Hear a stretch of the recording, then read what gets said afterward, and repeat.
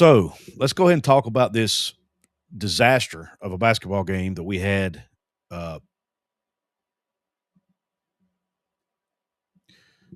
this Wednesday night. I guess I'm recording this on Thursday night.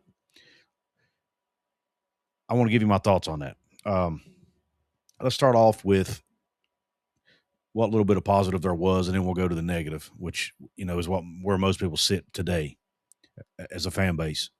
Positives, obviously, they were able to come back and make it a game late after being down by as much as 15, trailing the entire game. Right, they trailed the whole way. Uh, Utah got out to, I think it was a 9-0 lead, and then stretched it out. Even it was like 18-3 at one time. It was just an absolute bloodbath, basically, for lack of a better term. And West Virginia was still able to make it a one possession game in the closing minutes. And that's, again, they were able to show that grit, determination, and no quit attitude. Got to need to give them kudos for that. But man, outside of that, not a lot of good things. I mean, let's talk individual performances first. Let's talk about Jasper Floyd. Young man played a great game against UCF in the previous outing. Down the stretch, he had 3 really costly turnovers down the stretch. And you really, when you have a senior point guard, man, you really don't want to see that. I mean, you need somebody that's going to take care of the basketball. I mean, that's really your number one job as a point guard. Run the offense, take care of the basketball, distribute the basketball, obviously.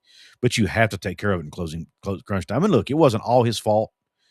There were a couple, a few times where his teammates didn't appear to be where they needed to be, those types of things. But at the end of the day, he is the point guard, and he's got to do a better job taking care of the basketball. The last play where he turned, tried to throw that outlet pass to Honor Huff, and it went straight out of bounds. That was a terrible play, and I know the announcer said that, hey, he should have been looking where he threw it, and I agree with that. He should have been. Put your eyes on him before you throw it. But I think some of the blame may also lie with Honor Huff. They had drawn all up in the huddle on the timeout. Huff was supposed to be at his spot. He wasn't at his spot. Maybe some blame could have went on Eagle staff, who apparently ran in front of Honor Huff and held him up a little bit, caused Honor to hesitate. Maybe Trayson wasn't supposed to run in front of him. I don't know. I don't know exactly where everybody was supposed to be. But at the end of the day, man, they have got to do a better job taking care of the basketball, especially in those closing minutes.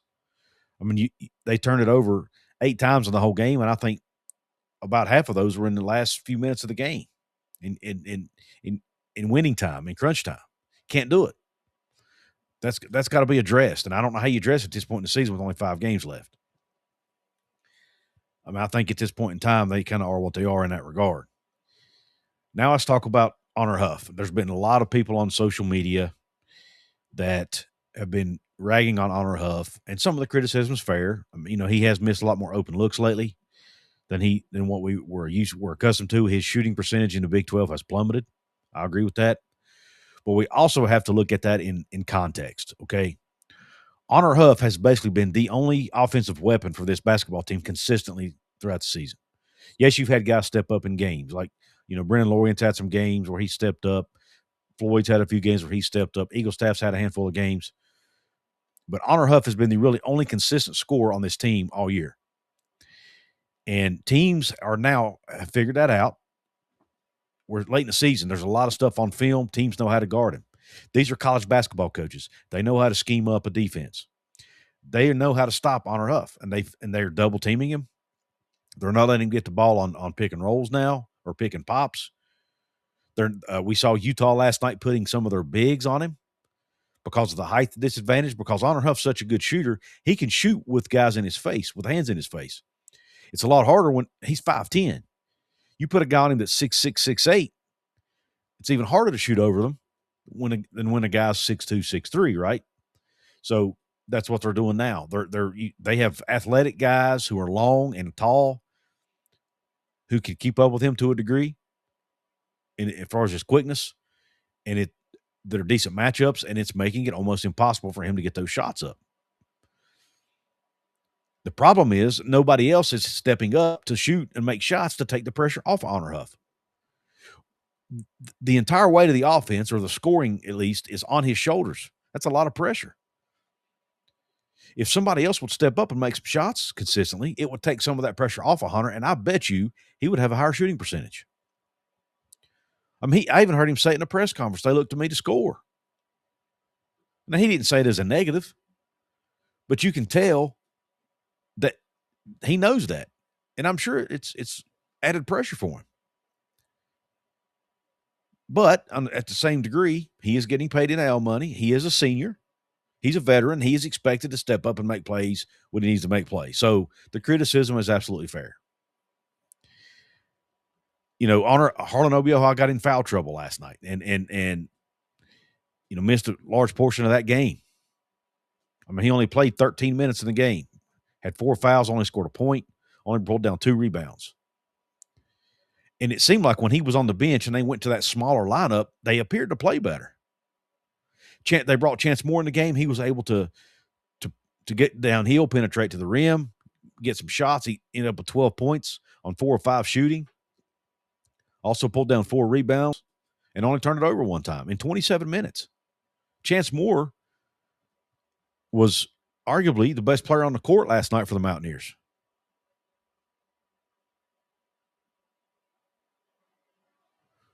And he had the highest plus minus of anybody on the team at a +6. And played 27 minutes, which is pretty good. He was one of only 3 players on the team that had a positive plus minus. His was at +6. DJ Thomas was at +4, but he played limited minutes. He only played 10 minutes. And then Brendan Laureate was a +1. So of the players who played significant minutes, only Chance Moore and Brendan Laureate had a positive plus minus. I personally think, this is my opinion, and I don't know, maybe it's too late in the season to be making these types of changes. I think you put Chance Moore in the starting lineup, you add an extra element to this offense that's not on the floor. You know, talk about the slow starts. Let's transition to that because this is a good segue. The team has come out sluggish multiple times this season, and we knew it was going to catch up to them. It finally did in this game. You can't come back every game. And Ross Hodges talked about how they've explored and talked about every possible scenario to try to remedy that problem. Why not put Chance Moore in the starting lineup? You have Honor Huff who can shoot it. And then you have a guy in Chance who can drive it downhill to the rim. It gives more for the offense or the defense rather to try to stop. Moore's also a pretty good rebounder, arguably the best rebounder on the team, at least from his position. And try putting Trayson off the bench. I've said this before. Trayson can still play a lot of minutes, and he does a lot of good things outside of just scoring. Even when he's not scoring, I mean, he had 5 rebounds in the game, an assist. He's been playing pretty decent on the offensive end or defensive end. He only turned it over one time. So Trayson is doing some things outside of score. You know, even when he's struggling to score the ball, he's still contributing in a lot of ways. But try bringing him off the bench, man. I just think Chance gives you a different gear as far as penetrating the ball to the rim. It's just a different look. Why not try it? And if it's not working, go back to it the next game.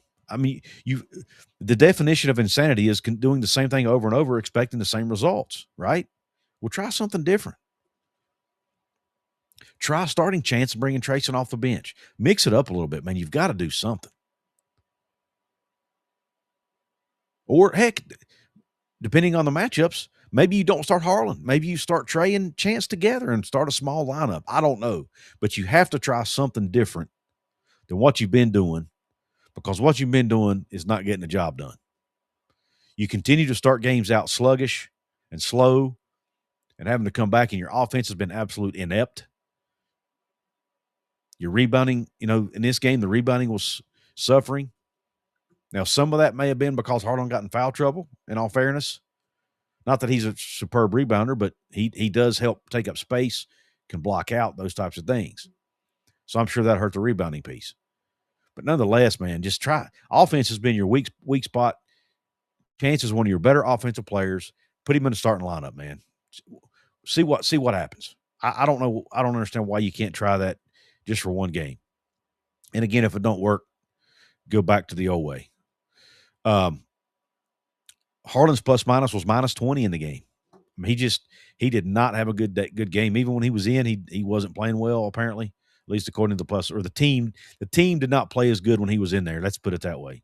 That's really what the plus minus measures is. How did the team do when he was on the floor? They got outscored by 20 when he was on the floor in 13 minutes. So he did not have a good night. And again, I felt like the smaller lineup was performing better. Now, except maybe with the exception of the rebounding piece, like I mentioned. And speaking of changing the lineups, that brings me to my next thing I want to talk about, and that's the chatter around Ross Hodge. Does Ross Hodge deserve some criticism? Absolutely. Should he have called timeout instead of letting Honor Huff dribble it out and shoot that contested three near the end? Yes, he admitted that. Should he do something? Is he doing a bad job of getting the team ready to come out and play early in games? Yes, that falls on him. But I'm telling you, the people who are wanting Coach Ross Hodge fired after every single game is absolute just craziness, in my opinion. It's year one for crying out loud.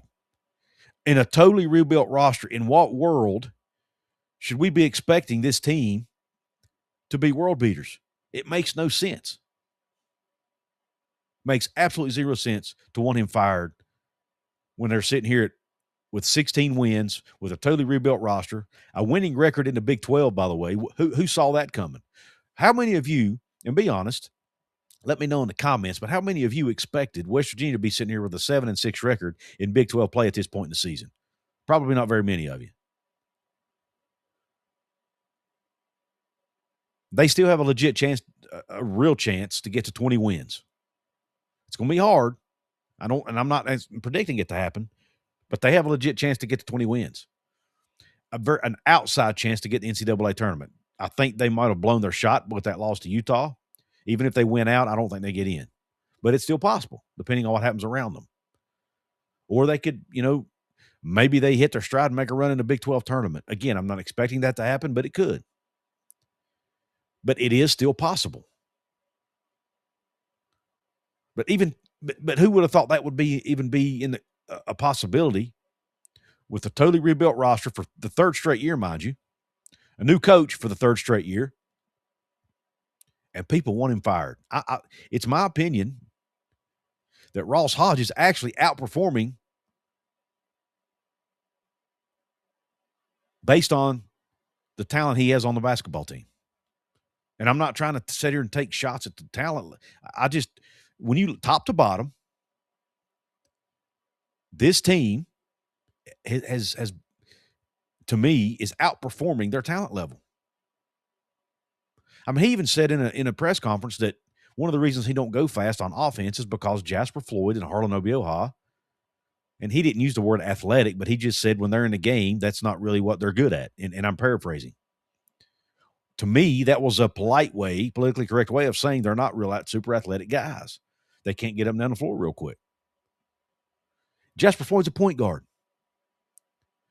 And yes, there are some things he does well. He's a great defensive player, and at times he can score. He doesn't do it consistently enough, but at times he can score for you. But he's not a really athletic guy. He's not like a Juwan Staten or Deuce McBride or even, name several other point guards West Virginia's had in the past who were really athletic. He's not that guy. So they have to slow the pace down for him. And then for Harlan, who's, Harlan's 260 pounds. He's not going to be able to get up and down the floor a lot. And he's not going to be able to do it quickly. That's why I think when you look at the talent level, top to bottom, I think Ross Hodge has done a pretty darn good job, especially considering he has a totally rebuilt roster. A bunch of guys who had never played together before. 2 players on that team have played together, and that was Floyd and Lorient. That's it. Think about that. Now, next year, and let's take a look at the recruiting. Miles Sadler, one of the top recruits, maybe the top recruit in program history, according to 24/7 Composite, coming in next year. Another 4-star big man who, by the way, is super athletic, and Aliu Diu coming in also. those guys will be able to get up and down the floor at a faster pace. Now, I know Hodge he's not necessarily that coach who wants to do that, but I bet you he will pick up the pace a little bit when he has guys like that on the floor. You know, Kingston Whitty coming in, who's expected to be more athletic. You know, Jackson Fields might get a medical red shirt. You've seen we've seen flashes of what he can do from an athletic standpoint. So I think the team next year is going to be much more athletic, which will help them throughout the season. They're going to be more competitive in a lot of, and be able to match up a little bit better from an athleticism standpoint with a lot of the other teams in the Big 12. Now, if they don't get an NCAA tournament next year, then we can have a conversation. But to say he needs fired and is not the guy is I'm gonna be, and I saw Ethan Bach, I think it was, or somebody else. I want to credit the right person, but I don't remember who said it. But if Ross Hodge was from West Virginia, people would not be calling for his job right now. And I think that's a fair statement. For some reason, because he's an quote unquote outsider, the leash is shorter. Why is it NCAA tournament or bust in year one? Why is that the case? It's fair to listen. It's fair to be mad that they lost to Utah. That is totally fair game. It's totally fair to be disappointed in the way they ended some of these games. But when you look at the totality of where they are versus where they probably should be, I think we need to step back a minute and take a breath. I don't think Ross Hodge is a bad basketball coach. Now, does he need to go out and make some adjustments maybe in what he does offensively? I will totally agree with that. Does he need to maybe hire another assistant coach? Because it's my understanding there is an assistant on the staff who handles the offense. Does he need to tweak that, put somebody else in that role? Maybe so. I would be okay with that. But to say he needs to be fired or the job's over his head or whatever, that is just crazy to me. You held Utah to 61 points. When they win, I heard on three guys earlier today, when they win games, they're averaging 81 a game. They beat you by scoring 61. You held them below what you're holding teams on average throughout the season. The reason you lost that game was because you can't score. And you couldn't rebound well enough. Take those two things out of the equation, West Virginia wins that basketball game. He's such a good defensive coach and so good at getting, in my opinion, getting the best out of his guys and getting them to play for him. I'm not saying they couldn't give better effort early in games or be more focused or whatever. That's a wholly different conversation. But guys want to play for him, and I think it shows.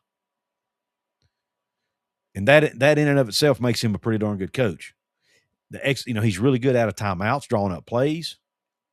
And I think he's showing us that he, along with his staff, because I think there are some assistant coaches like Yusuf Ali, for example, who are really playing a major role in the recruiting process, but he's showing that he and his staff can recruit talent to Morgantown. So with the right support financially, the right moves from the assistant standpoint, getting the right guys out of the portal, because let's remember, they're going to lose most of this team at the end of the season. So they're going to have to bring in several guys out of the portal as well. As you got to retain Amir Jenkins, retain DJ Thomas, retain Jaden Forsythe. Hopefully Jackson Fields get that medical red shirt. You have the 3 freshmen coming in that I talked about. That's 7. You have to go out and get another, 6, 7 guys from the portal. And you have to hit on those guys, or at least the majority of them. But if he can do that, this team will be in the NCAA tournament, in my opinion, in 2026-27 season. I still think Ross Hodge is a good basketball coach. We got to stop being emotional. I shouldn't say that. We're fans. We're going to be emotional. But we have to start being more reasonable with our expectations and put things in context better. Not saying we can't get emotional. We're fans. We have a right to do that. It's what we do. I'm a fan too. I get emotional. I tweet things I shouldn't tweet. So I'm pointing a finger at myself too. I've never went as far as to say Ross Hodge should be fired, and I think it's ludicrous to even say that. Maybe you disagree with me, and I respect it, but I definitely wholeheartedly disagree with it.